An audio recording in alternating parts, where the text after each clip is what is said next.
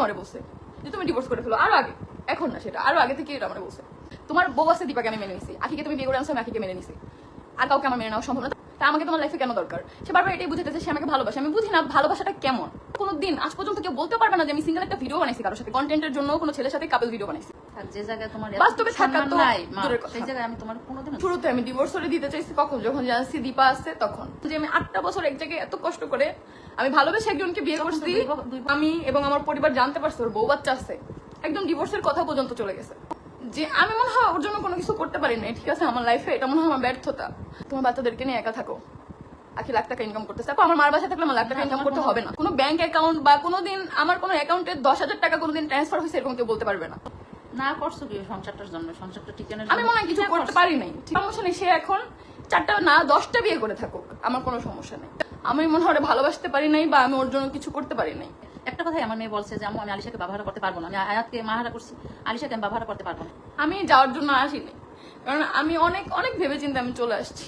আমার আলিশাই এই লাস্ট 2 দিন ওর বাবার কোলে যায়ও নাই, এখন ওর বাবা আসছেও ঘুরে গেছে। ওর সকালবেলা তো দূরের আমি বলিও নাই, ঝগড়া সময় বলো না যে আম্মু এটা হয়েছে, কখনো বলি নাই। সবার কপালে স্বামীর সংসার থাকে না। তুমি ইনকাম করো তাই তোমার ইউজ করে। আবে এই বিষয় নিয়ে আমি কিছু বলতে পারবো না, কারণ লাখ লাখ টাকা কামাইলেই মানুষের লাইফ না। কোন মেয়ে আছে যে তার হাজবেন্ডকে বিয়ে করাইতে পারবে? পারবা কেউ? তাহলে আমি কেন পারবো? আমি কি মেয়ে না? আমি মেনে নেই নাই। ও যদি বিয়ে করতো, আমি জাস্ট এই অপেক্ষায় ছিলাম যে কিভাবে কবুল বলবে, আমি এটা শুনবো, তারপর আমি চলে আসবো। ও বিয়ে করতো না করতো আই ডোন্ট কেয়ার, কিন্তু ও তো করতে চাইছে, সেটাই হলো সবচেয়ে বড় কথা। করতো তো, আমি যদি ওই দিন না সিরিয়াস হয়ে যেতাম, যে যখন বলছে যে হ্যাঁ কাজে আসবে সবকিছু দেখতেছি না, ভাই এটা কোনো মেয়ে দেখতে পারবে না তার চোখের সামনে যে তার হাজবেন্ড আরেকটা বিয়ে করতেছে, কেউ দেখতে পারবে না। ভাইয়ার সমস্যা কিরকম করে, কেন এত সুন্দর একটা বউ রেখা বারবার বিয়ে করা? আমি কি বলবো রোজারিও, আমি কিভাবে বলবো বলো? জানি ও ঠিক থাকতে পারে, ও হাতকেও এত ভালোবাসছে, পৃথিবীতে কোনো মানে বউ স্বামীর এত ভালোবাসে এটা কোনোদিন দেখি নাই। আমি তো আখিকে চিন্তাম না, আখি তো আহাদের সাথে কথা বলে আসছে, কেন আখি নিজে জানে না মিডিয়াতে আমি আহাদকে বিয়ে করাইছি, এই জন্য তোমার এই কথা আমি বলতে বাধ্য হইছি। তুমি এটা মানে এই কথাটার জন্য অবশ্যই সে বিয়ে করছে, সেটাই তো আমি বাধ্য হইছি মেনে নিতে। তাহলে আমি জানছিলাম তুমি বিয়ে করাইছো আখিরে, আখি যখন লাইভে বলছে তখন আমি বিশ্বাস করিনি। জানি না আমি কিভাবে তোমার জায়গায় এরকম আখির বিয়ে করছে, তুমি এটা জানতা না, কিন্তু করায় সেই সময় তুমি মানিয়ে নিয়ে তুমি কি করছো? কিন্তু মামা ওখানে থাকতে দিতা? একতরফা ভালোবাসা হয়। তিশা আপু আপনার অনেক ভালো, কিন্তু এই প্রথমে ও আসছে, তাহলে কতটা কষ্ট পাই আসছে বলো। দেখি আঁকি গেছে, ভালোই হয়েছে, ও ভালো থাকুক।